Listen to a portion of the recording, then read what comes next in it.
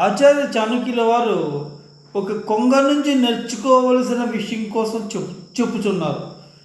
కొంగ ఎక్కడో ఆకాశంలో ఉండి కింద నదిలో లేక చెరువులో ఉన్న చేపను చూస్తూ దాని గమనాన్ని పరీక్షిస్తూ ఒక రకంగా మాటు వేస్తుంది. సరైన సమయం చూసి ఒక్కసారిగా వచ్చి ఆ చేపను పట్టుకుంటుంది.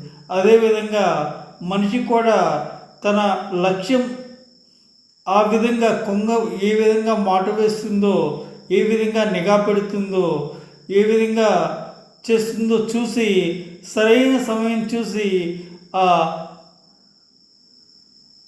పనిని సాధించాలి. అదే ఒక మనిషి కొంగ నుంచి నేర్చుకోదగిన విషయమని ఆచార్య చాణక్యుల వారు చెప్పుతూ ఉన్నారు.